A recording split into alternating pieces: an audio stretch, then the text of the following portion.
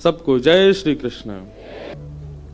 88,000 सौनकादि ऋषि बैठे हैं नैमिषारण्य में, और उन 88,000 ऋषियों ने सूत जी महाराज से 6 प्रश्न किए, और इन्हीं 6 प्रश्नों में अब आगे की कथा चलेगी। तो 6 प्रश्न कौन कौन से हैं?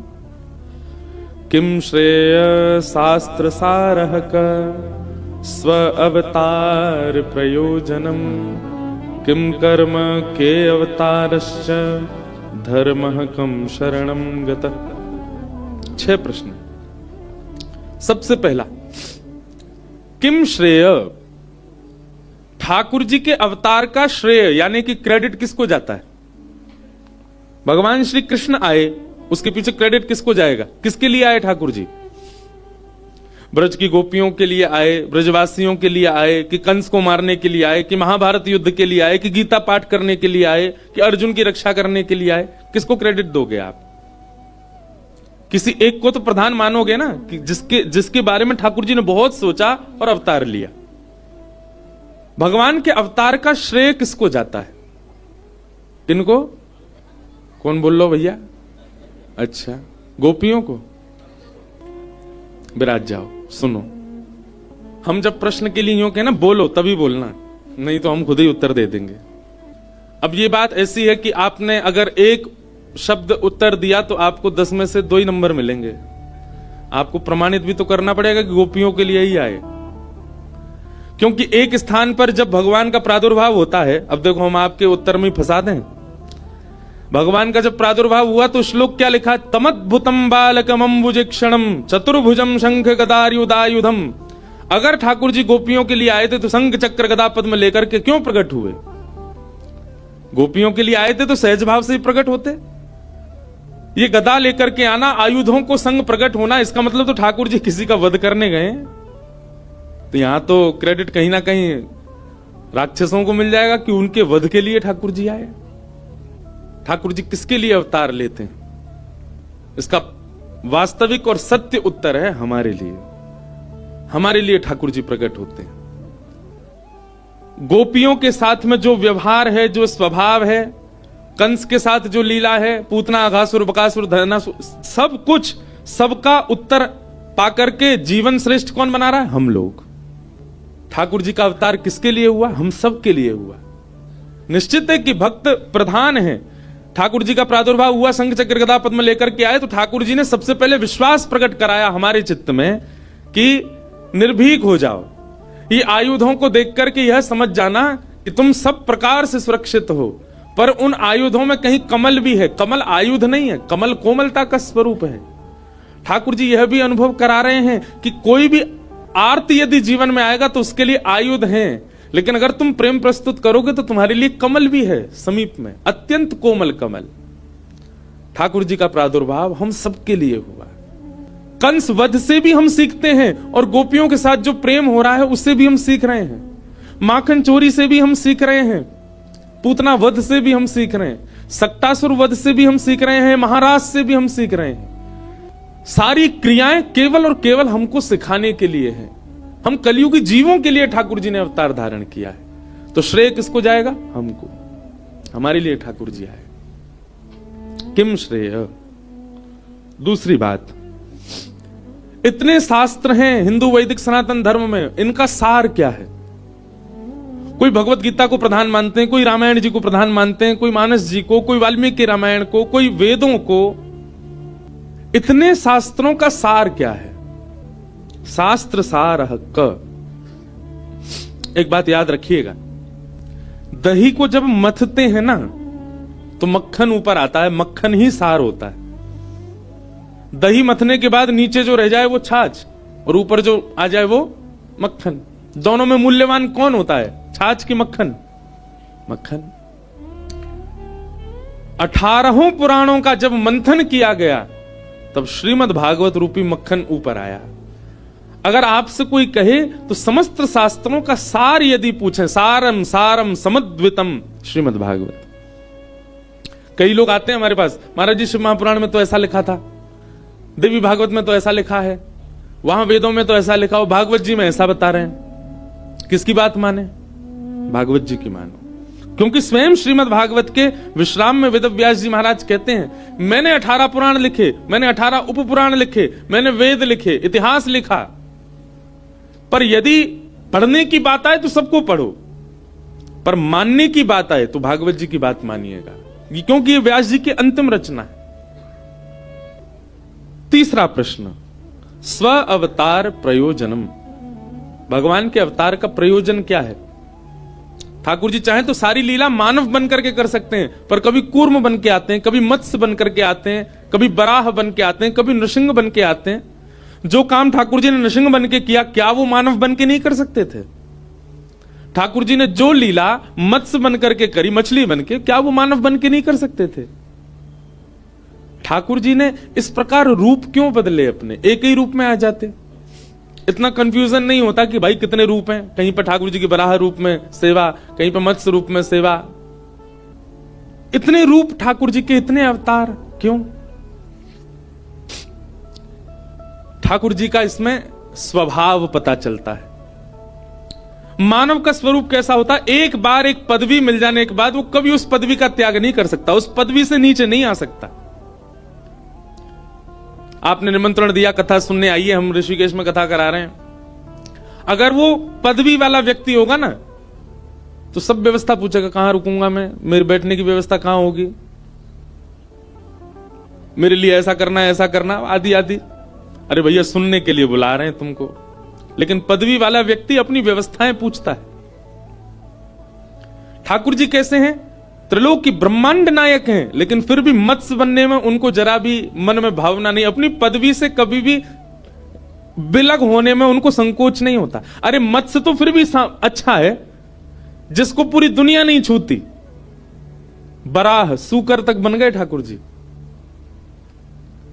भगवान कहते हैं तुमको स्वयं की गंदगी स्वच्छ करने में लज्जा होती है, पर बराह सूकर तो पूरे विश्व की गंदगी साफ करता है। वह तक रूप धारण कर लिया ठाकुर जी ने। इसका मतलब क्या है? ठाकुर जी वर्सेटाइल हैं, वो एक रूप में नहीं रहते। वो अपनी पदवी कभी भी त्याग सकते हैं, उनके लिए पदवी प्रधान नहीं है। इसलिए ठाकुर जी ने अनेक रूप धारण किए। स्व अवतार प्रयोजनम। फिर अगला प्रश्न आया, किम कर्म, ठाकुर जी करते क्या हैं? ठाकुर जी का काम क्या है? वो तो काम से विहीन है, उनको कर्म बंधन तो होता नहीं, तो फिर ठाकुर जी करते क्या हैं? जहां मार्ग नहीं है वहां स्वयं आगे चलकर के मार्ग प्रशस्त करते हैं। ठाकुर जी पगडंडी बनाते हैं ताकि पीछे आने वाले लोगों को दिक्कत ना हो।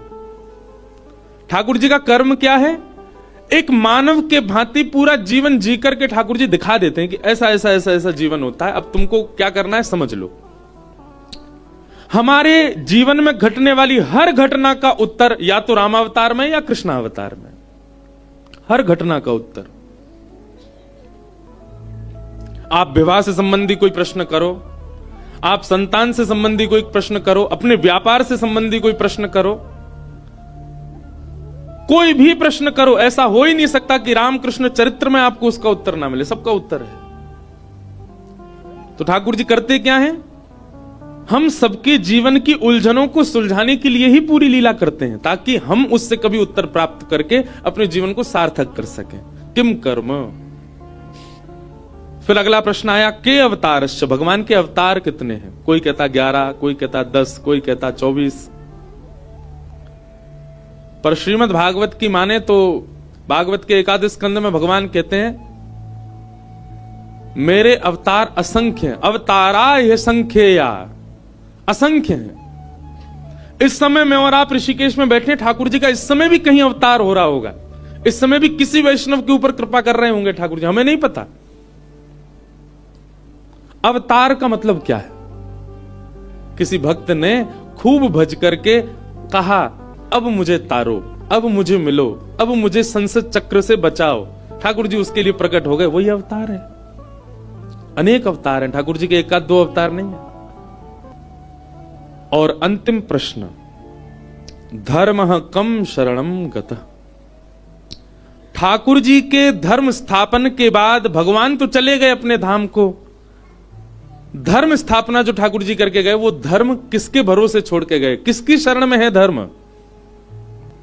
तो इसका उत्तर है हमारी शरण में। हम धर्म की शरण में हैं, पर एक प्रकार से धर्म की रक्षा का दायित्व हमारा, तो धर्म हमारी शरण में है। धर्मो रक्षति रक्षितः। ठाकुर जी धर्म स्थापित करके हम सब लोगों को उसका अध्यक्ष बना करके गए कि इसकी रक्षा करना, इसका पालन करना, इसकी देखभाल करना कि ये बिगड़े ना।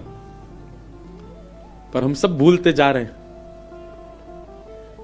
कहीं ना कहीं हम जब धर्म से विलक क्रिया करते हैं ना, तो ठाकुर जी हमको जरूर पूछेंगे कि भाई इसलिए अध्यक्ष बनाया था तुमको धर्म का।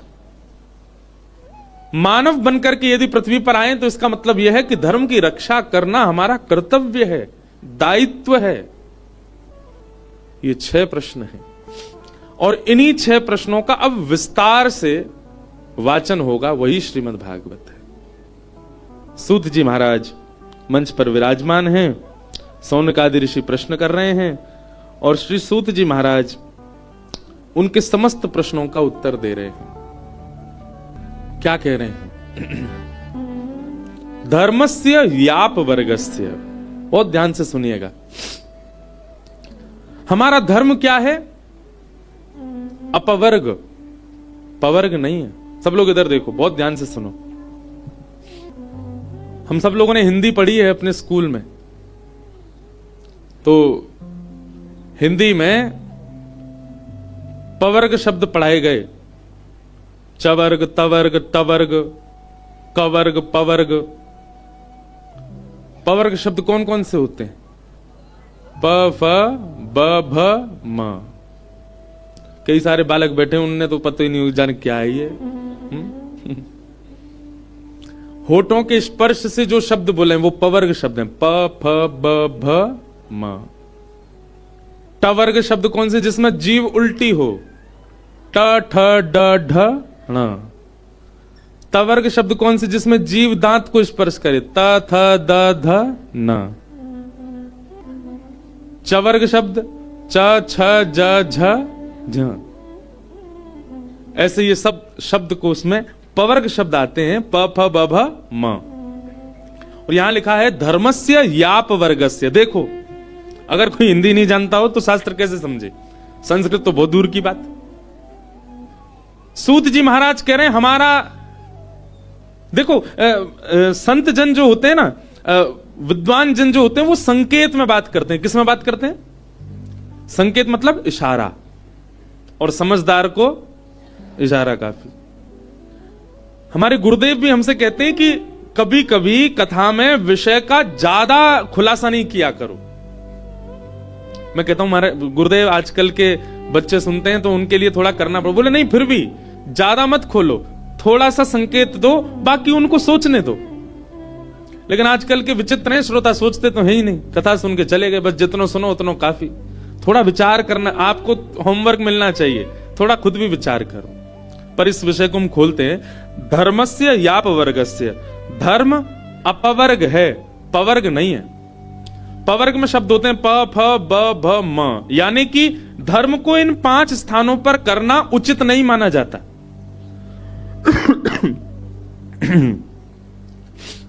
प से बनता है पाप। मैं एक बात कहा करता हूं ना कथा में, बंधुओं, जिसकी उपस्थिति से आपके चित्त के विकार समाप्त होने लग जाएं, जिसकी उपस्थिति से आप स्थिर होने लग जाओ, अस्थिरता चली जाए, जिसकी उपस्थिति से, जिसके दर्शन से आपका चित्त शांति का अनुभव करे, जिसके स्पर्श से आपको अत्यंत सुख का अनुभव हो, जिसके रसस्वादन से आप परम पवित्रता का अनुभव करो। समझना, या तो वो कोई भगवद पार्षद है या साक्षात भगवान है। गंगा उनमें से एक है। श्री गंगा जी का दर्शन स्थिरता देता है। आप बहुत देर तक गंगा जी को देख सकते हो, आपका मन विचलित नहीं होगा। गंगा जी का स्पर्श आपको अत्यंत शीतल, अभी तो बहुत ही ज्यादा शीतलता का शून्य भी कर सकती हैं, पर वैसे गंगा जी का स्पर्श शीतलता का अनुभव कराता है। गंगा जी का पान, एक घूंट भी आप लेंगे ना तो आपकी जीभ से लेकर के आपके गर्भ तक ऐसा अनुभव होगा कि जैसे मानो कितना पवित्र हो गया हो। श्री गंगा जी का स्पर्श करके वायु भी इतनी पवित्र सी लगती है कि ऐसा लगता है मानो सर्वांगीण पवित्रता आ गई हो। ऐसा ही स्वरूप यदि किसी व्यक्ति के द्वारा व्यक्ति के उपस्थित होने पर भी होता हो तो यही समझो कि वो भी कोई भगवत पार्षद या भगवान ही है, जिनकी उपस्थिति से अपने आप सब बदलने लग जाता हो, आपका वातावरण शुद्ध होने लग जाता हो। तो हम चर्चा कर रहे थे धर्मस्य याप वर्ग से, धर्म अपवर्ग है। प फ ब भ म, पाप पहला शब्द। पाप हो जाने के बाद और फिर धर्म मार्ग पर जाना, अरे मुझसे तो पाप हो गया, हे हनुमान जी महाराज मैंने बहुत बड़ी गलती कर दी, हे दुर्गा मैया मुझसे अपराध हो गया, हे गंगा मैया मैंने पाप कर दिया मुझे क्षमा कर दो। हर की पौड़ी पर लगे डुबकी मारने। लोग बागों से पूछो गंगा स्नान करते क्यों नहा रहे हो भैया, इतनो पाप धोने आए भैया, अपने जीवन के सबरे पाप मिटावे आए। पाप हो जाने के बाद उसके प्रायश्चित रूप में धर्म का आश्रय लेना, यह उत्तम धार्मिक व्यक्ति का लक्षण नहीं है। जैसे बहुत ध्यान से सुनना, हमारे द्वारा की गई क्रिया काउंट होती है। जैसे हम पुण्य करते हैं, हम धर्म करते हैं, हम दया करते हैं, हम नाम जप करते हैं, हम भजन करते हैं, हम कथा सुनते हैं, ये सब गिनती होती है। पर पाप करने के बाद जब आप धर्म के मार्ग पर जाते हैं, उस पाप की निवृत्ति के लिए वो काउंट नहीं होता। आपका पाप निवृत्त हो जाओगे, आप पाप का प्रायश्चित हो जाएगा, पर वो की गई क्रिया कहीं काउंट नहीं होती। और दुनिया पूरी गंगा जी में डुबकी इसीलिए लगा रही है कि मैंने जो पाप किए वो नष्ट हो। आपकी एक भी डुबकी काउंट नहीं हुई। अब तक कितनी लगा ली होंगी, सब जीरो हो गई हैं, क्योंकि आपने पाप के बाद पाप की मुक्ति के लिए उसको प्रयोग, मतलब सीधी बात है, किसी कारण से यदि धर्म का मार्ग आप चुनते हैं तो आपका धर्म श्रेष्ठ नहीं माना जाता। और उनमें भी विशेष है ये 5। पा से बनता है पाप, पाप के बाद किया गया धर्म काउंट नहीं होता। आप निवृत्त हो जाओगे पर काउंटिंग नहीं होगी उसकी। प फ दूसरा शब्द है फ, फ से बनता है फल की प्राप्ति के लिए किया गया धर्म। बद्रीनाथ क्यों जा रहे हैं? कुछ फल मिले। कुंजापुरी क्यों जा रहे हैं? कुछ फल मिले। केदारनाथ क्यों जा रहे हैं? कुछ फल मिले। वृंदावन क्यों जा रहे हैं? हमें कुछ फल मिले। इसका फल क्या मिलेगा हमको? फल की प्राप्ति से किया गया धर्म भी श्रेष्ठ धर्म नहीं माना जाता। आप कर सकते हैं, उसके बदले फल मिल जाएगा आपको, पर वह धर्म आपका जो है काउंट नहीं किया जाएगा। उस धर्म में भले ही आपने ब्राह्मण सेवा की हो, भले ही गंगा स्नान किया हो, भले ही तीर्थ यात्रा की हो, उससे फल मिलेगा, पर वो धर्म काउंट नहीं होगा। प से पाप, फ से फल, प फ, फिर अगला शब्द है व की भ, भ प फ ब, फ ब, ब से क्या बना? बंधन। बंधन युक्त होने के लिए या बंधन मुक्त होने के लिए किया गया धर्म भी श्रेष्ठ नहीं माना जाता। जैसे कि आजकल का एग्जाम्पल दूं तो गए किसी तीर्थ स्थान में, नारियल बांधी आए, अभिषेक कर आए, क्या फल चाहिए? बोले वो तीसरी गली में एक रहती है, उससे ब्याह हो जाए हमारा। मनोकामना मांग रहे। पीपल के पेड़ पर लाल कपड़ों से महाराज भर दिया पीपल पूरा। पंडित जी ने बताया सुबह 4 बजे उठना प्रारंभ करो, 4 बजे उठ के स्नान ध्यान करके ठाकुर जी की सेवा करो। ठाकुर जी की सेवा से मतलब नहीं है, वो मिलनी चाहिए हमको, उससे ब्याह करना है हमको, उसके लिए चाहे जो हमको नियम बता दो। बंधन युक्त होने के लिए आप धर्म का आश्रय ले रहे हो, और वैसे ब्राह्मणों को पूछते नहीं है, वैसे धर्म का कोई स्थान नहीं है, पर हां फेरा तो अग्नि जला के लेंगे। हे ब्राह्मण देवता आप अच्छे से मंत्र बोल देना, ब्राह्मण देवता हमें वो 7 वचन जो है बोल बोल के समझाना। आजकल तो फेर ब्याह आदि तो देखने लायक ही नहीं रह गए। एक नए होते हैं म्यूजिकल फेरे, किसी के हुए हों तो क्षमा, अगर यहां पर, क्योंकि आजकल ट्रेंड में चल रहा है, उसमें एक एक चीज गा गा के की जाती है। अरे राम, मैंने एक आध ब्याहों में देखा, मेरा तो हृदय घबरा गया। कहां वेद मंत्र होने चाहिए, कहां पर मंत्रों की मर्यादा होनी चाहिए। अब तो उसका स्वरूप ही बहुत विचित्र होता जा रहा है विवाह का। आपको पता आजकल ब्याहों में जिनका ब्याह होता है ना, वो कन्या और वर वे लोग भी पी लेते हैं। बाराती घराती तो ये लोग तो पीते थे, ऐसा सुनते थे, बारात में नहीं जाना भाई, उसमें सब लोग गलत काम। आजकल तो वो लोग भी पीते हैं जिनका ब्याह होता है, उसके बाद वो अग्नि के सामने बैठते हैं। कहां से आपका विवाह टिक पाएगा? कैसे आपके बालक श्रेष्ठ हो जाएंगे? मैं किसी को बद्दुआ नहीं दे रहा, ऐसा नहीं समझना। फिर आप चाहते हैं कि आपका संबंध, आपका वैवाहिक जीवन या आपका जो आगामी जीवन है वो बहुत शुद्ध हो। कैसे? प्रारंभ ही शुद्ध नहीं था, वो पूरा शुद्ध कैसे हो सकता है? किसी ना किसी को तो उसका पाप भोगना पड़ेगा। और क्षमा कीजिएगा, माता पिता के द्वारा किए गए इन पापों को कभी कभी बालक भोगते हैं या बालकों के संतानों को भोगना पड़ता है। इसलिए कम से कम भैया, यहां युवा बहुत बैठे हैं, मेरी प्रार्थना है कम से कम ये विशिष्ट समय है। वैसे तो करना ही नहीं चाहिए कुछ भी गलत, पर इनमें तो बिल्कुल ही नहीं करो जहां पर धर्म भी हो। तो प से पाप, फ से फल, ब से बंधन। तो जो आप विवाह करते हैं और विवाह के लिए जब धर्म का आचरण करते हैं, उसमें भी आपका धर्म गिना नहीं जाता, उसकी भी काउंटिंग नहीं होती। बालकों किनारे में बैठ जाओ, प फ ब और फिर आता है भ।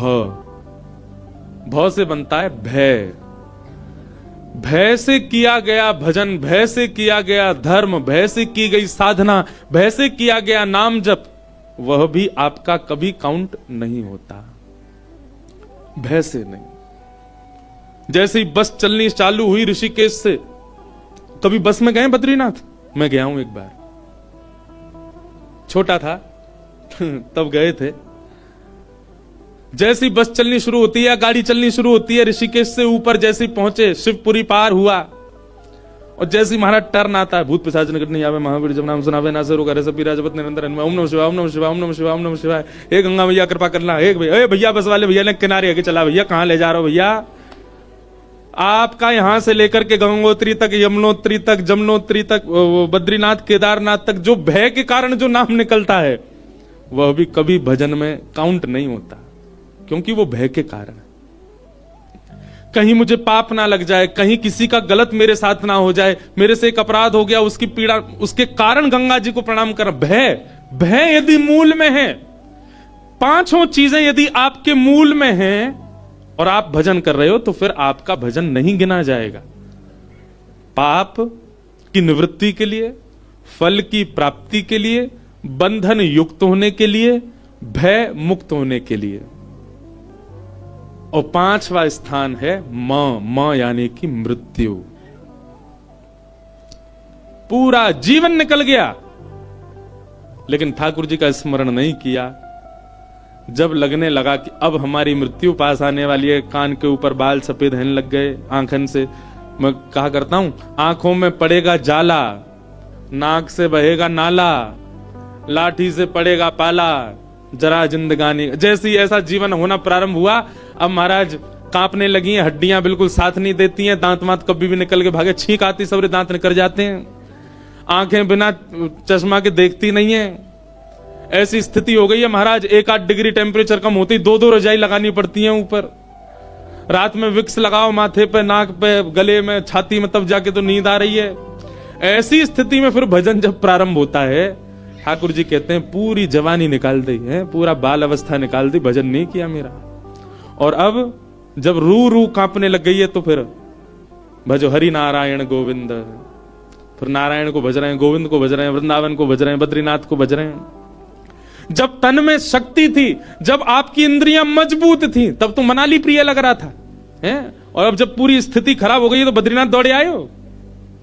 ठाकुर जी भी कभी कभी जबरदस्ती बीमार करते हैं आपको। अच्छा, एक बात देखिए आपने, बद्रीनाथ केदारनाथ का है तो एल्टीट्यूड काफी ऊपर, पर उससे भी ऊपर लोग चले जाते हैं कई जगहों पे, वहां लोगों की बीमार नहीं होते। पर बद्रीनाथ केदारनाथ में आपको ऐसा कोई क्लिनिक हॉस्पिटल नहीं मिलेगा जहां मरीज नहीं भरे पड़े हों। सबकी सांस रुक गई, किसी को हृदय की बीमारी हो गई, किसी के कुछ हो गया, किसी कुछ। क्यों? ठाकुर जी दंड देते हैं कभी कभी। क्यों निकाल दिया पूरा जीवन मेरे बिना? वहां तब तो तुमको बहुत कुछ दिख रहा था, और जब सब स्थिति खराब होने लगी तो यहां दौड़े आए हो। अच्छा, ठाकुर जी नहीं दे रहे, ठाकुर जी के जो नीचे के गण है ना, वो नाराज होते हैं, ठाकुर जी नाराज नहीं होते। पाप, प फ ब भ म, ये याद रखना।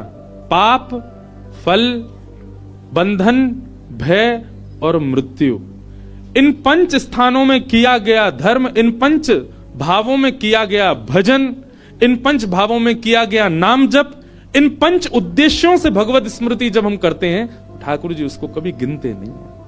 वो आपकी काउंट नहीं होती, उससे कोई पुण्य मिलने वाला नहीं है, उससे ठाकुर जी मिलेंगे नहीं आपको। इसलिए कहा धर्मस्य याप वर्गस्य नार्थोर्थायोपकल्पते नार्थस्य धर्मैकांतस्य कामो लाभाय स्मृत। ठाकुर जी का स्मरण तो निष्काम होना चाहिए, अकाम होना चाहिए। इन पापों को, इन पांचों को उल्टा कर दो और उसमें जब आप भक्ति करेंगे तो वो आपकी काउंट होगी। जैसे पुण्य के बाद अच्छा हुआ, कुछ पाप नहीं किया, तब भी भगवत स्मरण, आपका भजन गिना जाएगा। उस भजन से आपको भगवत प्राप्ति हो सकती है, श्री जी की कृपा आप पे हो सकती है। पाप का उल्टा निष्पाप, निष्पाप होकर के भजन करे तो ठाकुर जी गिनते हैं। दूसरा आता है फ, यानी कि फल। अब इसमें आता है निष्फल कामना से, बिना फल की कामना से। बस मुझे भजना है, मुझे इसका कोई फल नहीं चाहिए आपसे, मैं केवल आपको भज रहा हूं। आप सब लोग भी जानते हैं, तो व्यवहार की बात है। आपके घर पर कोई व्यक्ति केवल इसलिए आता क्योंकि उसका कोई काम आपसे बन रहा है, आपको वो व्यक्ति प्रिय नहीं होता, क्योंकि वो अपने कामना से आया, अपने काम बनवाने के लिए आपके पास आया। लेकिन किसी व्यक्ति का आपसे कोई काम नहीं बन रहा, वो फिर भी आपके, वही वास्तविक प्रेम माना जाता है। तो बिना फल के जब भगवत, आप वृंदावन क्यों गए? ऐसे ही गए, बस अपने प्रियालाल जी को देखने गए, अपने राधा वल्लभ को देखने गए, अपने राधा रमण जी को देखने गए, उनके दर्शन के बिना मन लग नहीं रहा। ऐसा भजन ये गिना जाता है। तो पाप यानी कि निष्पाप से भजन करो, फल यानी कि बिना फल की कामना के भजन करो। तीसरा आया बंधन। जरूरी नहीं है वो मिले तो ही हम भजन करें, नहीं मिले तो भी हम भजन करेंगे, तो भी हम ठाकुर जी के हैं। बंधन युक्त, बंधन मुक्त, इनसे कोई अभिप्राय नहीं है। मेरा जीवन चाहे जैसा हो, मैं आपको नहीं छोड़ सकता, मैं आपको भजूंगा। आप चाहे अनुकूल जीवन दीजिए, चाहे आप प्रतिकूल जीवन दीजिए, मैं आपका त्याग नहीं कर सकता। जैसे मीराबाई, जैसे कुंभनदास, जैसे कृष्णदास, जैसे कबीरदास, जैसे रैदास। रैदास जी के जीवन की एक बहुत सुंदर घटना आती है कि रैदास जी को एक बार स्नान करते हुए अपने पैर के नीचे कुछ अनुभव हुआ, तो आपने भीतर हाथ डाल करके पैर के नीचे जो अनुभव हुआ उसको निकाला, तो वो ठाकुर जी की प्रतिमा थी। रैदास जी बोले, ओहो, ठाकुर जी खुद ही आ गए अपनी सेवा कराने। रैदास जी उनकी सेवा करने लगे। अब सेवा ऐसी करते थे, रैदास जो थे वो श्रेष्ठ जाति के नहीं थे। बहुत स्पष्टता से सुनिएगा इस बात को बंधुओं, ठाकुर जी जाति नहीं देखते, ये मानवों का स्वभाव है देखने का।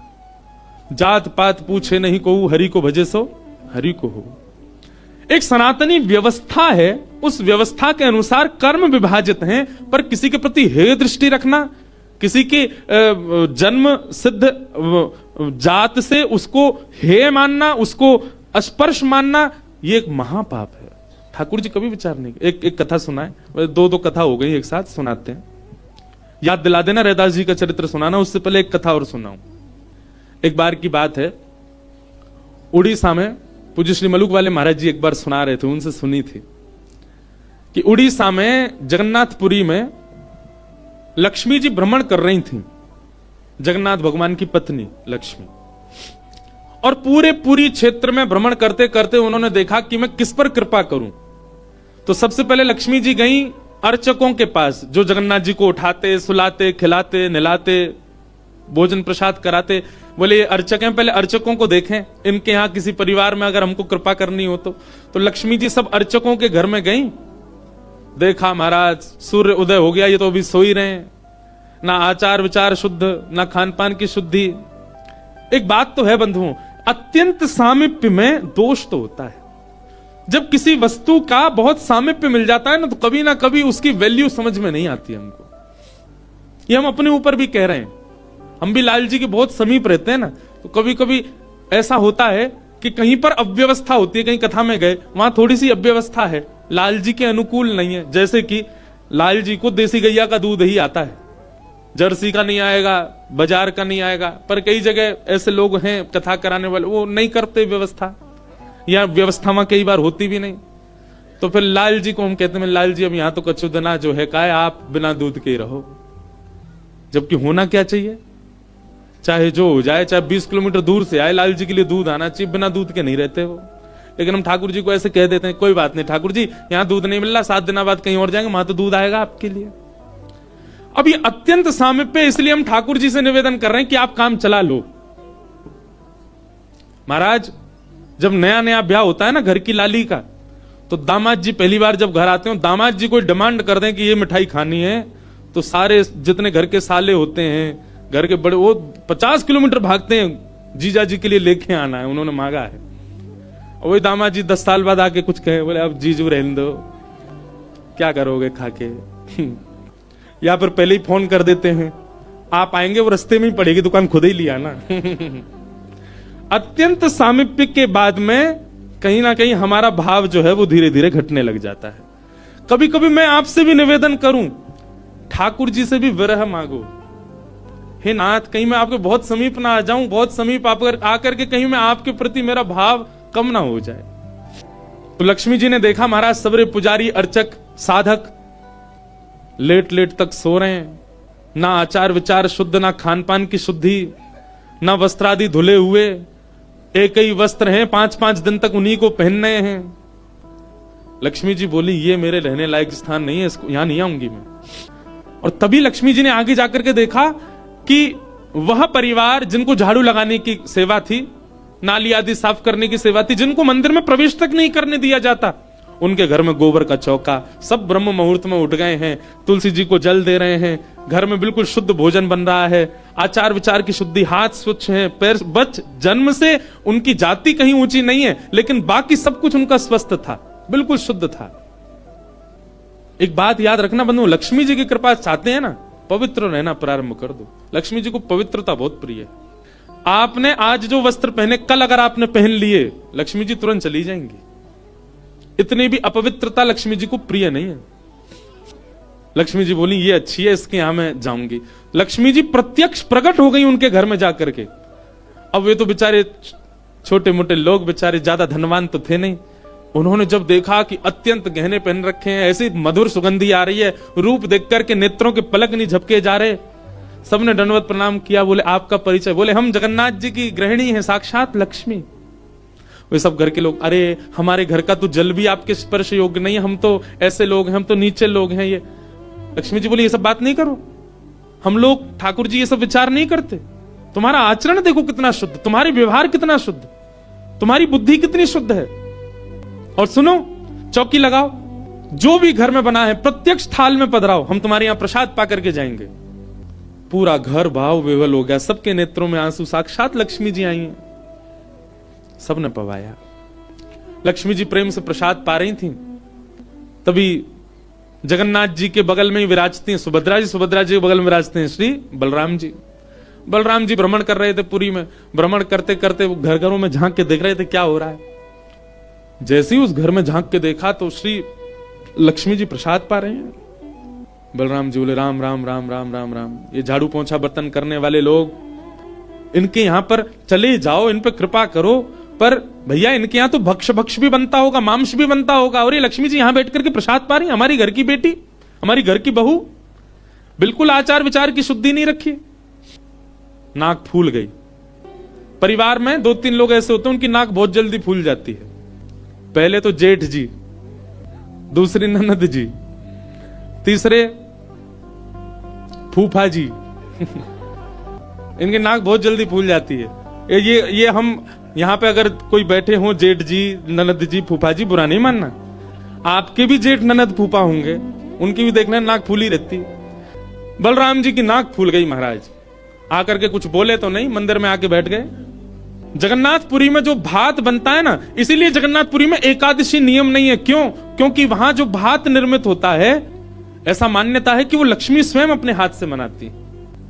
जगन्नाथपुरी की रसोई घर में जितने भी हमारे अर्चक लगते हैं, प्रसाद बनाने वाले, उन सबको मानसी भाव से ऐसी भावना रखनी पड़ती है कि हम जगन्नाथ जी की गृहिणी लक्ष्मी हैं, तभी वो भात निर्मित करके ठाकुर जी को पधरा सकते, नहीं तो ठाकुर जी भोग नहीं लगाते। इसीलिए जगन्नाथपुरी में एकादशी का भाव नहीं। क्यों? एकादशी के दिन अन्न में पाप का निवास होता है, और लक्ष्मी जिस अन्न को छू दे उसमें पाप कैसे आ सकता है? इसलिए एकादशी के दिन तो स्कंद पुराण में कहते हैं आकंठ पाना चाहिए, मतलब जितना रोज पाते हो उससे दुगना पाना चाहिए एकादशी वाले दिन जगन्नाथपुरी में। क्योंकि लक्ष्मी जी ने बनाया है, तो लक्ष्मी जी प्रसाद बनाती हैं। जैसे ही भोग रखा गया जगन्नाथ जी के आगे, बलभद्र सुभद्रा जी तुरंत हाथ पांव धो के बैठ गए। बलराम जी अपने सिंहासन से ही नहीं उठे, नाक फुला के बैठे हैं। जगन्नाथ जी बोले भैया आ जाओ, भोग आए गए, हमें नहीं पाना, तुम लोग पाओ। क्यों, क्या हो गया? अब क्या बोले, अब तो सब आचार विचार सब खत्म हो चुका है। परमात्मा होते हुए भी हमारे यहां आचार विचार नहीं चल रहा है, तो फिर इंसान क्या आचार विचार का पालन करेगा? जगन्नाथ जी बोले भाई कोई बात पे बुरा मान गए जे तो इनसे बात करें। जगन्नाथ जी गए, भैया कहा भयो, आप इतने उदास क्यों, इतने नाराज क्यों? सब बात बताई बलराम जी ने। बोले लक्ष्मी जी आज सुबह सुबह एक ऐसे के घर में गई और वहां जाके प्रसाद पा रही थी, बिल्कुल विचार नहीं किया कहां शुद्धता कहां अपवित्रता, हम तो इनके हाथ का बना भोजन नहीं करेंगे। अब जगन्नाथ जी बड़ी दुविधा में पड़ गए, यदि पाऊं तो भैया नाराज बैठे, भैया कहेंगे मैं नाराज हूं, इससे को कोई फर्क नहीं पड़ा है, फिर भी पा रहा है, और नहीं पाऊं तो लक्ष्मी जी टेढ़ी टेढ़ी देख रही हैं कि मैंने बनाया ये पा क्यों नहीं रहे। जगन्नाथ जी बोले लक्ष्मी जी को तो मना लिया जाएगा बाद में, पर ये नहीं माने ना, ये तो शेषनाग हैं, इनको ज्यादा ही क्रोध आ गया तो जोर से सिर हिला देंगे, प्रलय और हो जाएगा। जगन्नाथ जी ने लक्ष्मी जी से कहा देखो भैया नहीं पा रहे तो हम भी नहीं पाएंगे। लक्ष्मी जी बोले कोई बात नहीं। एक दिन नहीं पाया, दूसरे दिन फिर लक्ष्मी जी ने बनाया, फिर नहीं पाया, तीसरे दिन फिर लक्ष्मी जी ने प्रसाद पधराया, फिर नहीं पाया। तो लक्ष्मी जी बोली भाई कोई बात है तो हमसे बोलो सीधे, ये प्रसाद रोज छोड़ देना ये कैसा तरीका है आपका नाराज होने का? कहीं बलराम जी बोलते हुए सुन लिए लक्ष्मी जी ने कि भाई इनके हाथ का बना हम नहीं पाएंगे। लक्ष्मी जी ने जाकर के जगन्नाथ जी से कहा देखो संपूर्ण जगन्नाथपुरी में प्रसाद बनाने की सेवा हमारी, और आपके भैया कह रहे हैं कि हमारे हाथ का बना पाएंगे नहीं, जब हमारी सेवा लेनी नहीं तो फिर हम यहां क्यों रहें, इसलिए आप हमको आज्ञा दें। अब हम जहां हमारा सुख है हम वहां चले जाते हैं, हम चले जाते हैं श्री क्षेत्र से।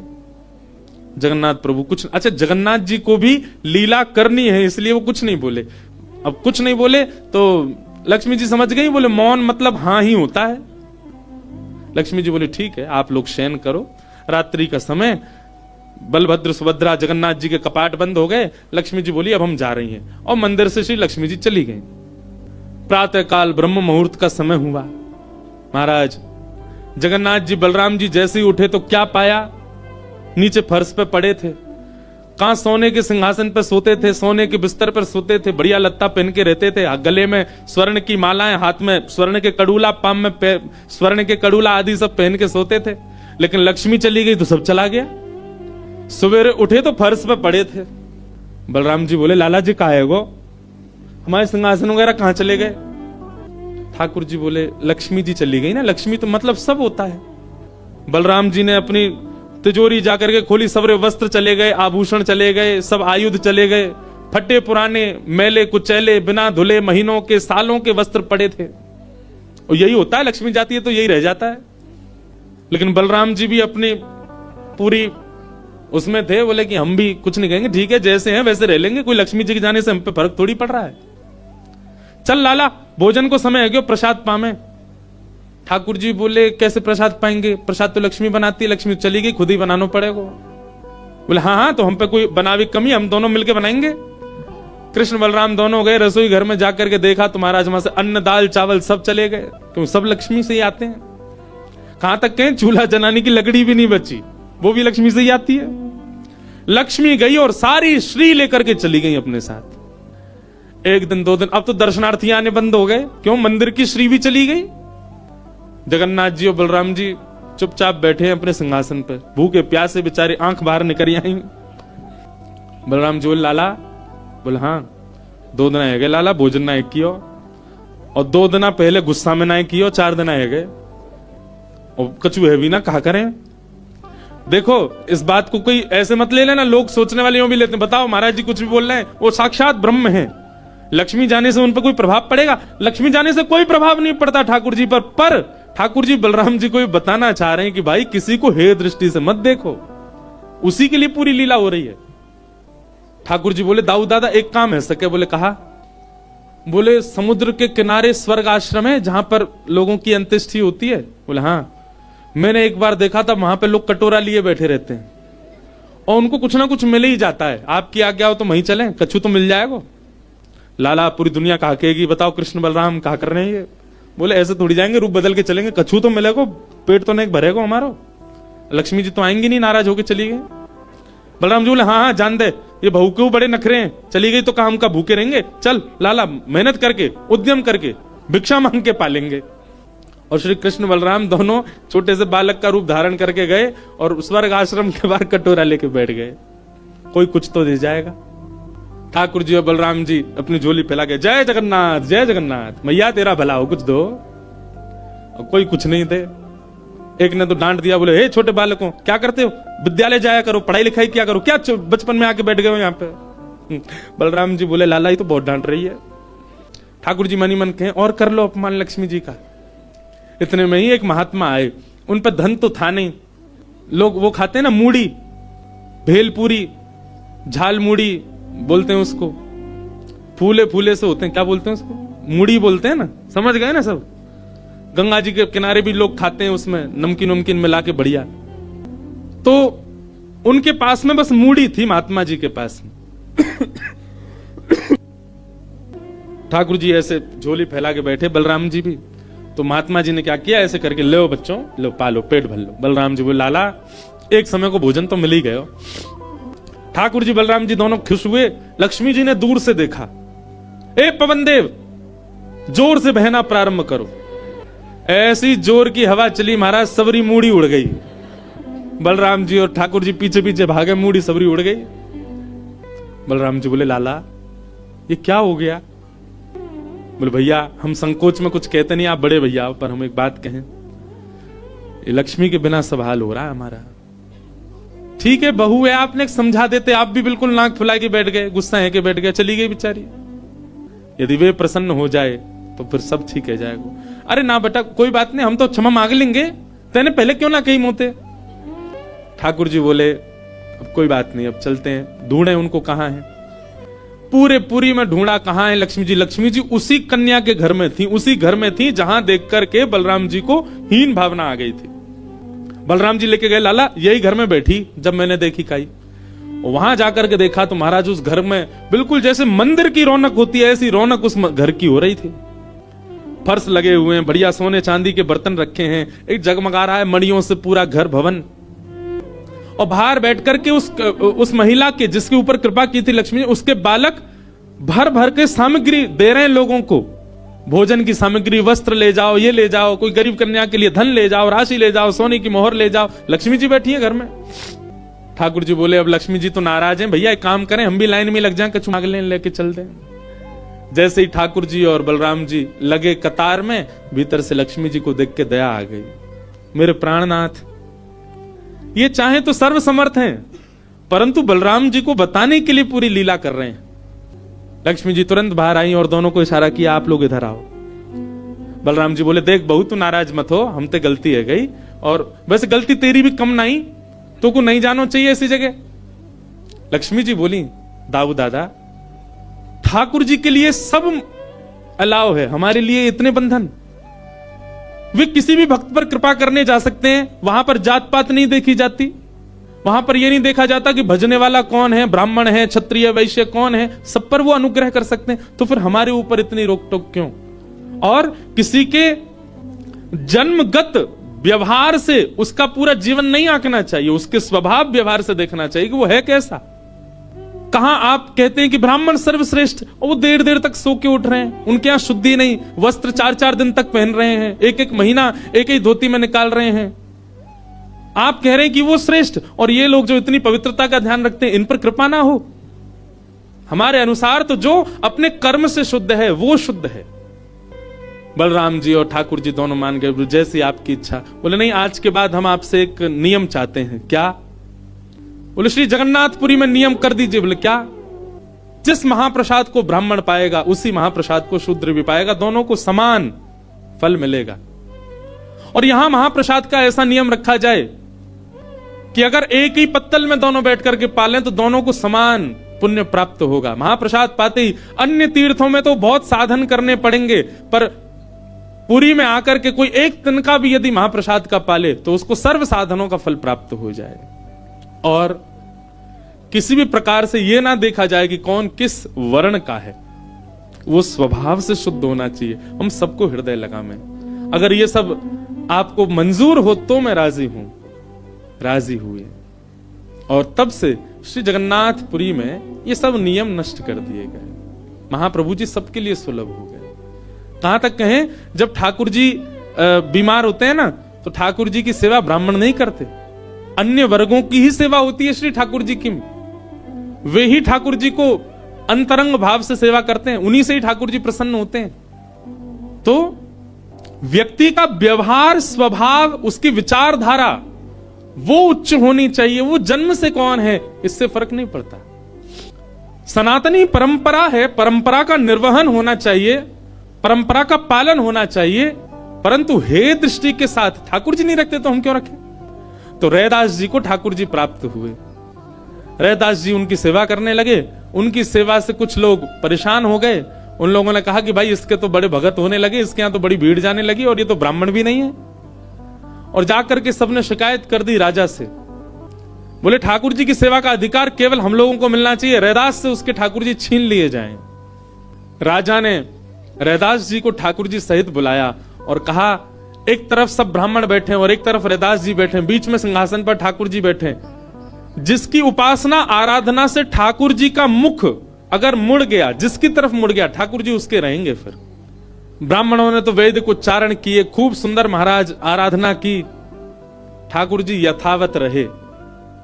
रैदास जी महाराज ने, राजा ने कहा रैदास जी आप कुछ करो जिससे ठाकुर जी आपकी तरफ मुड़ गए तो ठाकुर जी आपके ही रहेंगे। फिर रैदास जी ने एक पद गाया।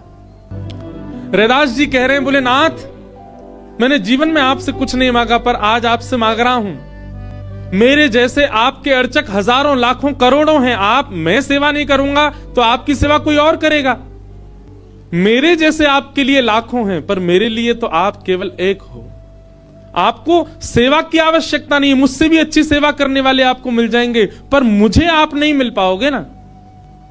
इसलिए नाथ मुझ पर कृपा करो। मेरा पूरा जीवन केवल आपकी सेवा के लिए है। मन क्रम वचन, धन मेरे पास नहीं है, पर मन क्रम वचन से मैं केवल आपका हूं राम जी। भले मैं श्रेष्ठ कुल में नहीं जन्मा, मैं धनवान नहीं हूं, पर मेरा सब कुछ आपके लिए। मैं श्वास भी आपके लिए लेता हूं, मैं चलता भी आपके लिए हूं, मैं जीवित भी आपके लिए, मैं भोजन भी इसलिए करता कि आपकी सेवा कर सकूं। मुझ पर कृपा अनुग्रह करो नाथ। रैदास जी ने ऐसा पद गाया। बात तो केवल इतनी थी कि ठाकुर जी मुख घुमाएं जिसकी तरफ उसके हो जाएंगे, पर रैदास जी का पद सुनकर के ठाकुर जी ने मुख नहीं घुमाया। ठाकुर जी प्रतिमा चल करके श्री रैदास जी के कंठ से आकर के लग गई। और यह दृश्य देख करके वहां विराजमान जितने विप्र थे, राजा थे, सब नतमस्तक हो गए। ठाकुर जी को रिझावे के लिए बहुत व्यवस्था नहीं, केवल भाव की आवश्यकता। पाप, फल, बंधन, भय और मृत्यु, इनमें भजन संसारी लोग करते हैं, पर यदि आप वैष्णव हो, यदि आप कंठी पहनते हो, यदि आप तिलक लगाते हैं, पाप करने के बाद ठाकुर जी का भजन नहीं करना। ठाकुर जी से कहना नाथ पाप किया है मैंने, भोगूंगा मैं। ठाकुर जी को इसके लिए मत खींचो कि मुझ पर कृपा कर दो नाथ, भय के कारण और अर्जी लगा रहे हैं, ये कर दो वो कर, नहीं। पाप किया है तो उसके लिए तैयार रहिए कि नाथ मैंने किया है, इसका दंड मुझे आप दीजिए। ये वैष्णव स्वभाव होता है। फल की कामना से नहीं करना है भगवत भजन। बंधन युक्त, बंधन मुक्त होने के लिए नहीं करना है, भय से नहीं करना है, मृत्यु समीप आने पर नहीं करना है। बल्कि एक बात कहूं, अन्यथा मत लीजिएगा, अगर जीवन भर भजन नहीं किया और वृद्धावस्था में मन में भाव आता है कि अब हमें भजन प्रारंभ करना चाहिए, तो बल्कि तब और नहीं करना है। तब कहना है नाथ जब ये नेत्र श्रेष्ठ थे तब तो आपको देखा नहीं, जब ये कान सुन सकते तब तो आपकी कथा सुनी नहीं, जब आपके समीप आ सकते थे तब तो परिक्रमा लगाई नहीं, जब आपका कीर्तन कर सकते थे तब करताल बजाई नहीं। अब ये सब निष्ठुर हो चुके हैं तो अब भी नहीं करना है। अरे माधवदास जी के चरित्र में आता है, वे 21 वर्ष की आयु में जगन्नाथपुरी गए और जगन्नाथपुरी जाकर के 3 दिन तक अनशन व्रत पर रहे। कारण पूछा तो उसमें यह बताया, मैंने 21 वर्ष बिना जगन्नाथ जी के क्यों निकाल दिए, मुझे प्रारंभ से ही अपना जीवन अर्पित करना था उनको। बंधुओं, भगवान को जीवन अर्पित करने का मतलब यह नहीं होता कि आप अपनी पढ़ाई छोड़ दो, आप अपनी जॉब छोड़ दो, आप अपने कर्म छोड़ दो। व्यवहार तो आपको करना ही है, संसार में आपको कर्म तो करना ही है, पर मनस्थ में श्री ठाकुर जी सदा विराजमान रहे। यह विश्वास, यह प्रेम, यह निष्काम भाव ठाकुर जी के प्रति सदा सजग रहे। उसके साथ अपने कर्म का निर्वहन करो। श्रीमद् भागवत की रचना कैसे हुई, यह विषय सुनाया गया। सीधी बात, श्रीमद् भागवत जी की रचना के पीछे केवल एक भाव प्रधान है और वो है प्रेम। हम बहुत विस्तार से इस विषय को सुनाते हैं, पर आज सूक्ष्म में ही कहूं। भागवत जी की रचना कहां हुई? ब्रह्म नद्याम सरस्वत्याम, यानी कि ब्रह्म नदी सरस्वती के तट श्री बद्रीनाथ में। वहीं सब वेद पुराण उपनिषद आदि सब लगभग वहीं लिखे गए। भागवत जी की रचना से पहले वेद व्यास जी बहुत कुछ लिख चुके हैं, पर उनके मन को शांति नहीं थी। अपनी रचना से उनको संतुष्टि नहीं थी। तब नारद जी महाराज ने आकर के कहा, बोले व्यास जी, आपने जो कुछ भी लिखा है ना, उन सब में धर्म अर्थ काम मोक्ष प्रदान है। आपने पंचम पुरुषार्थ का जिक्र नहीं किया कहीं भी। वेद व्यास जी महाराज बोले मतलब? बोले आपने जो कुछ भी लिखा है उससे व्यक्ति धार्मिक हो जाएगा, उससे व्यक्ति कामनाओं की पूर्ति कर लेगा, उससे व्यक्ति मोक्ष की प्राप्ति कर लेगा, पर उससे व्यक्ति के जीवन में प्रेम उत्पन्न नहीं हो पाएगा। आपने पंचम पुरुषार्थ प्रेम को कहीं नहीं दर्शाया। व्यक्ति धार्मिक हो लेकिन प्रेमी ना हो, अच्छा नहीं है। धर्मी व्यक्ति आर्थिक हो, बहुत धनवान हो, लेकिन प्रेमी ना हो। धार्मिक होना, आर्थिक होना, कामनाओं की पूर्ति करने वाला होना, मोक्ष का प्राप्ति करने वाला होना, ये सब कहीं ना कहीं व्यवहारिक और आत्मिक क्रिया हो सकती है, लेकिन प्रेम तो स्वभाव में होता है। हे वेदव्यास जी, आपकी रचनाओं को पढ़ के व्यक्ति प्रेमी नहीं बन पा रहा, वो ज्ञानी बन जा रहा है, वो वैरागी बन जा रहा है, वो धार्मिक बन जा रहा है, वो मुक्ति की प्राप्ति कर ले रहा है, पर वो प्रेमी नहीं बन पा रहा। इसलिए आपका मन अशांत है। आप ऐसा कुछ लिखो जिसको सुन करके व्यक्ति के चित्त में प्रेम उत्पन्न हो। सूरदास जी पहले से ज्ञानी थे, पर श्रीमद् वल्लभाचार्य जी के अनुग्रह में आने के बाद में सूरदास जी प्रेमी हो गए, और जब प्रेमी हुए तो ठाकुर जी मिल गए। मीराबाई पहले से ही ठाकुर जी को भजती थी, पर गुरु जीवन में आने के बाद प्रेमी हो गए। सीधी बात है बंधुओं, हमारा उद्देश्य क्या है, बहुत स्पष्टता से सुनिएगा।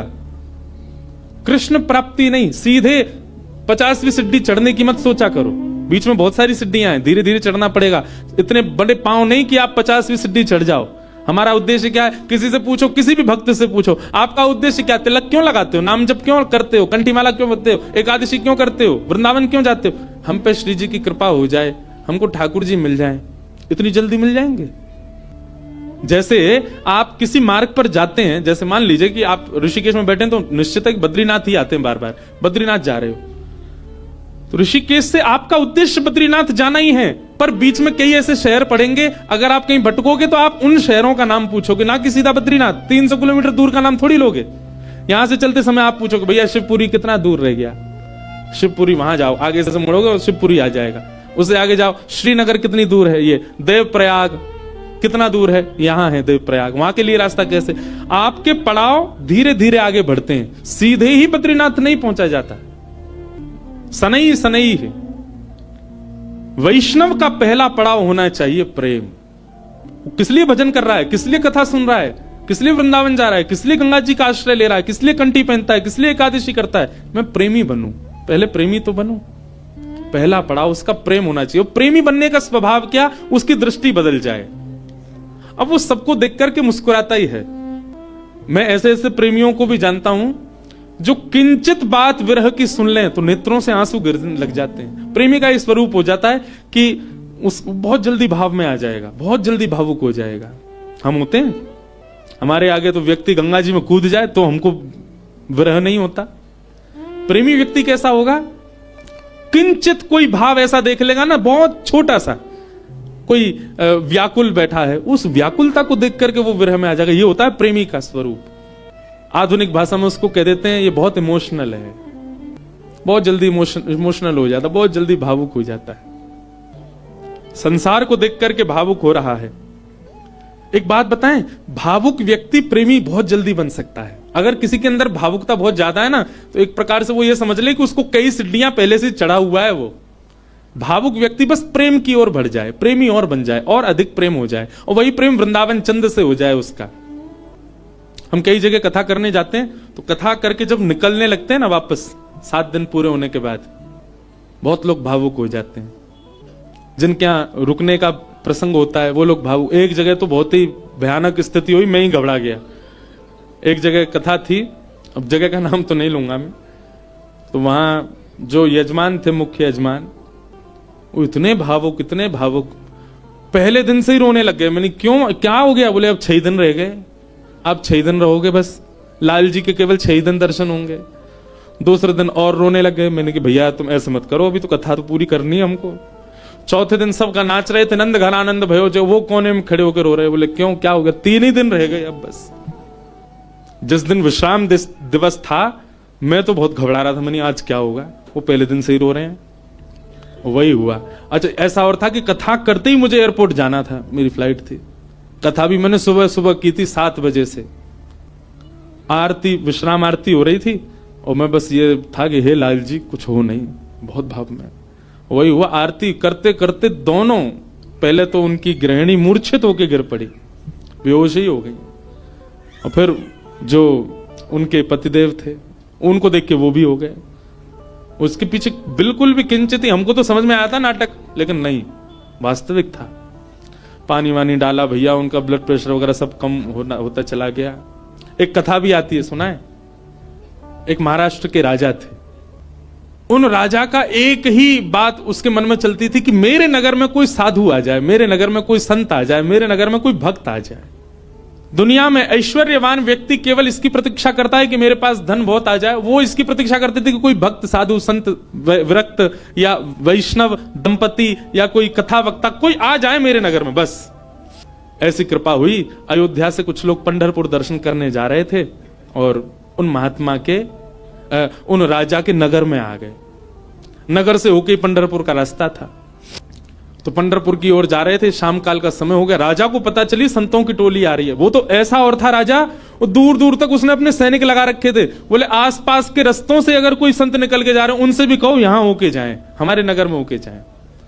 ऐसी भगवत प्रीति, भक्त प्रीति भी सबके हृदय में नहीं होती।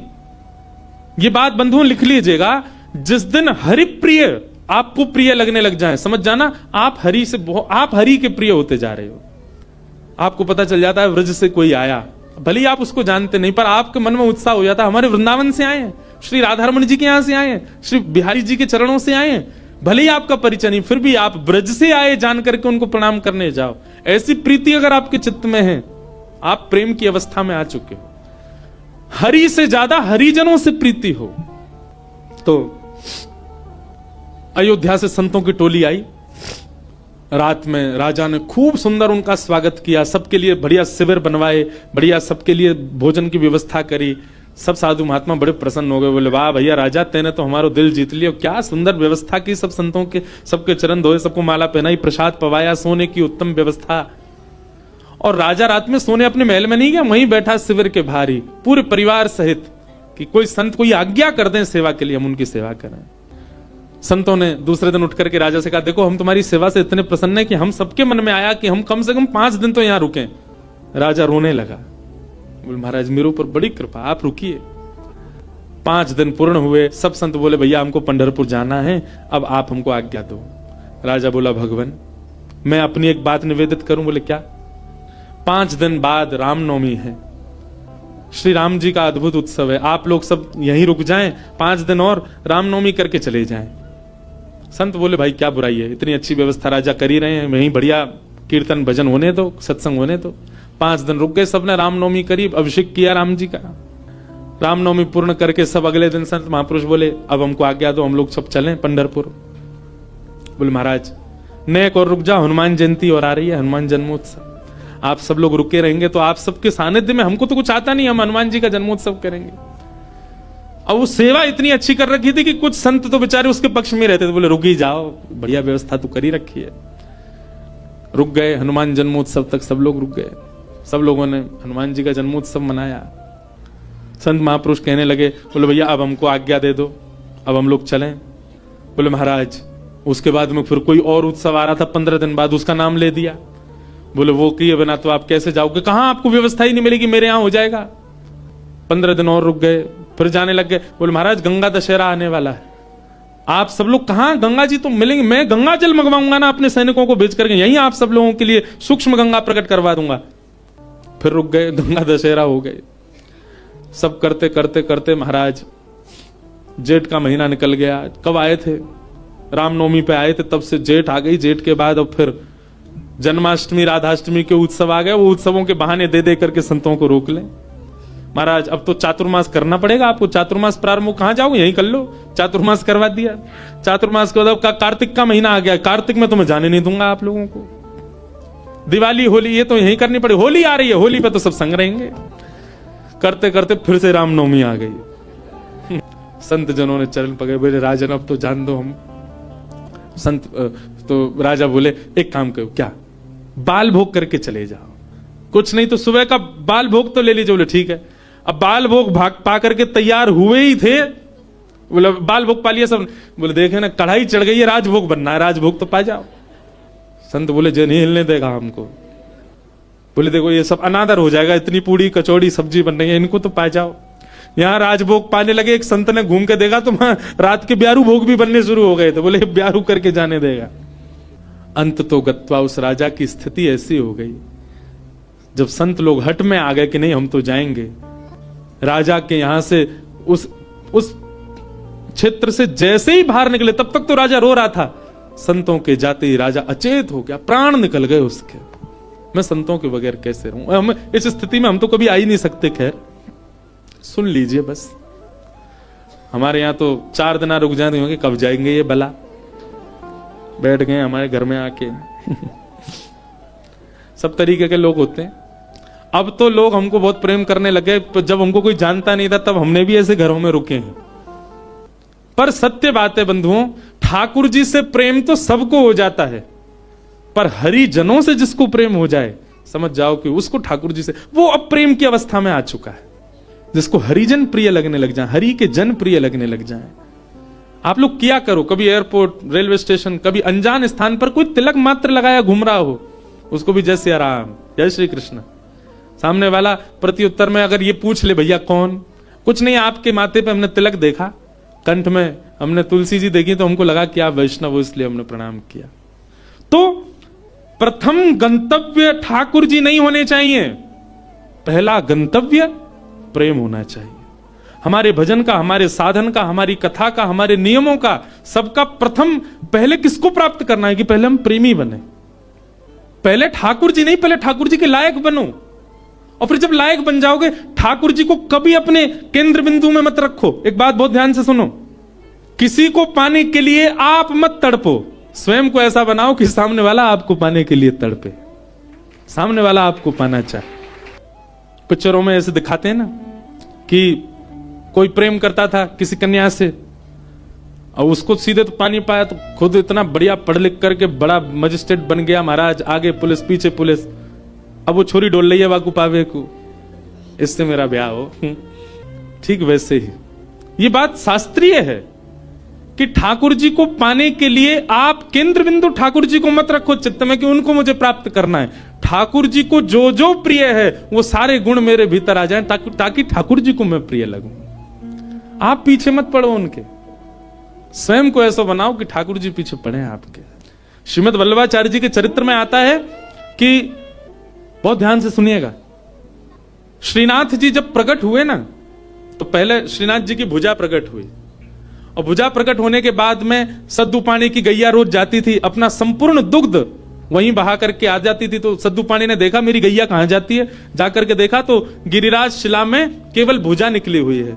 सद्दू पानी ने जब पूरा बाहर निकाला तो श्रीनाथ जी प्रकट हो गए इसी कलिकाल में।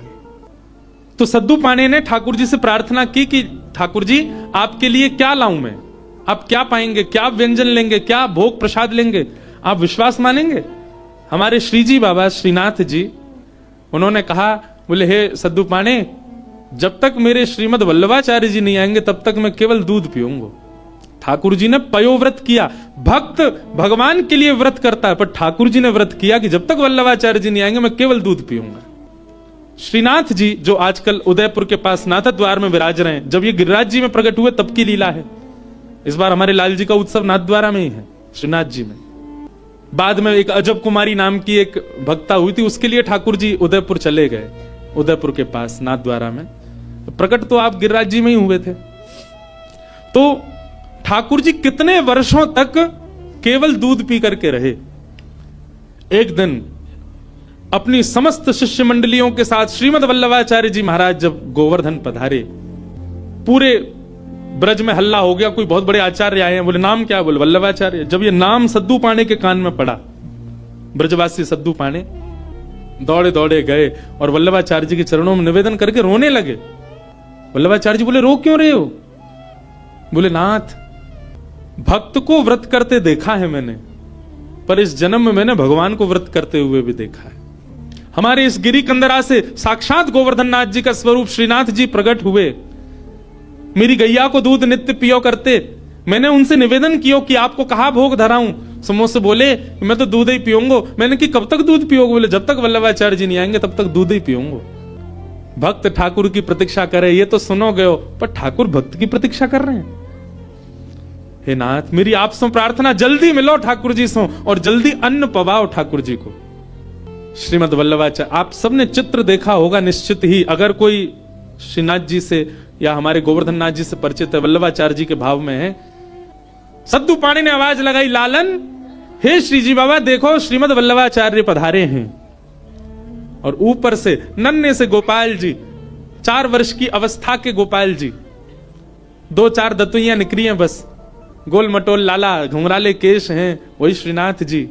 ऊपर गिरी कंदरा से नीचे देखते हैं श्रीमद वल्लभाचार्य जी को, वल्लभाचार्य जी ऊपर देखते हैं ठाकुर जी को, और दौड़े वहां से ठाकुर जी, यहां से वल्लभाचार्य जी, और मध्य गोवर्धन में दोनों ने गाढ़ आलिंगन किया एक दूसरे का। ये चित्र देखा होगा आपने वल्लभाचार्य जी, और नहीं देखा हो तो गूगल पर देखना, वल्लभाचार्य जी श्रीनाथ जी मिलन पिक्चर। ऐसे ठाकुर जी ने आलिंगन कर रखा वल्लभाचार्य जी को, नेत्रों से आंसू गिर रहे हैं। वल्लभाचार्य जी बोले ठाकुर जी आप क्यों इतने श्रम में रहे, कुछ पाया नहीं? तो वल्लभाचार्य जी महाराज ने अन्नकूट बनवाया ठाकुर जी के लिए, 56 भोग तैयार करवाए। और श्री जतिपुरा में, गोवर्धन के जतिपुरा में, वहां श्रीमद वल्लभाचार्य जी ने श्रीनाथ जी का अन्नकूट किया, 56 भोग पवाए, ठाकुर जी का अन्न प्राशन हुआ। मतलब इतने वर्ष बाद ठाकुर जी ने अपना पयोव्रत, दूध का जो व्रत था वो छोड़ के अन्न ग्रहण किया। किसके लिए? अपने एक भक्त के लिए। तो भैया केंद्र बिंदु में ठाकुर जी नहीं, केंद्र बिंदु में प्रेम लाओ। आपके केंद्र बिंदु में प्रेम आ गया और प्रेम आपके चित्त में आ गया तो आप ठाकुर जी के केंद्र बिंदु में रहोगे, ना कि ठाकुर जी आपके केंद्र बिंदु में। स्वयं को निर्माण ऐसा करो, कथा सुन के, संत संग करके, सत्संग करके, वैष्णव संग करके, भजन करके, कीर्तन करके, कि ठाकुर जी आपकी प्राप्ति के लिए विचरण कर रहे हैं कि जे मुंह को मिले कैसे भी। आज से आपके भजन साधन में उद्देश्य भगवत प्राप्ति नहीं, प्रेम की प्राप्ति हो। नारद जी महाराज वेद व्यास जी से कहते हैं, व्यास जी आपने भागवत जी की रचना की, उसमें ज्ञान, उसमें वैराग्य, उसमें सब कुछ आपने प्रस्तुत किया, पर आपने प्रेम को नहीं प्रस्तुत किया, इसलिए आपका हृदय अशांत है। आपके ग्रंथों को, पुराणों को सुनकर के व्यक्ति धार्मिक बन जाएगा, व्यक्ति वैरागी बन जाएगा, पर आपके ग्रंथों को पढ़ के व्यक्ति प्रेमी नहीं बन पाएगा, इसीलिए आपका हृदय अशांत है। आपको कहीं ना कहीं अपूर्णता लगती है अपनी क्रिया में। इसलिए मेरी प्रार्थना कि अब आप ठाकुर जी के प्रेम स्वभाव का वर्णन करो, जिससे पढ़ने वाला व्यक्ति प्रेमी बन सके। वेद व्यास जी महाराज ने निवेदन किया, उसके लिए मुझे क्या करना पड़ेगा? बोले समाधि लगा करके भगवान के प्रेम स्वरूप का चिंतन करो।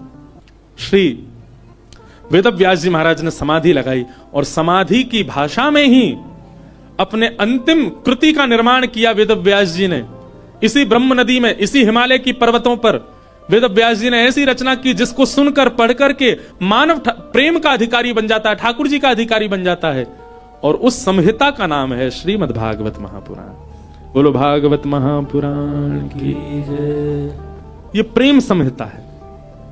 भागवत जी श्रवण के बाद, भागवत जी अध्ययन के बाद, भागवत जी के अवलोकन के बाद प्रेम प्रस्तुत होता है चित्त में।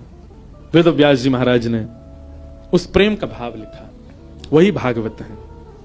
बंधुओं, आपको अगर अपनी कृति से, कई लोगों को अपने जीवन से भी बहुत अपूर्णता का अनुभव होता है। हम आपको एक बात बता रहे हैं, बहुत सावधानी से सुनो। अपने कर्म से, अपने जीवन से, अपने संबंध से कई लोगों का मन बहुत जल्दी उचट जाता है। कई लोगों को अपना जीवन भी अच्छा नहीं लगता। क्यों? केवल प्रेम नहीं है आपके जीवन में। आप भागवत जी का आश्रय लीजिए और भागवत जी का आश्रय लेकर के आप प्रेम जीवन में ले आइए, आपको सब कुछ अच्छा लगने लगेगा। एक बात बता रहे हैं, प्रेमी व्यक्ति का स्वभाव ऐसा हो जाता है कि वो अव्यवस्था में भी प्रसन्न रहने लगता है। अप्रेमी व्यक्ति का स्वभाव कैसा होता है? वो कहीं भी जाएगा ना, नाक मुंह मोड़ता ही रहेगा। यहां तो ये है, यहां तो ऐसा है, यहां मैं कैसे बैठ जाऊं, ये मैं कैसे खा लूं, यहां मैं कैसे बैठ सकता हूं, यहां मैं कैसे नहा सकता हूं, यहां मैं कैसे रह सकता हूं, इस व्यक्ति के साथ मैं कैसे जी पाऊंगा, इस माहौल में मैं कैसे रह पाऊंगा। ये सब जगह जो अपने आप को अपरिपूर्ण माने, समझ जाना, अप्रेमी व्यक्ति है। पर प्रेमी कैसा होता है? वो जहां बैठ जाता है ना, वो स्थान ही अच्छा लगने लग जाता है।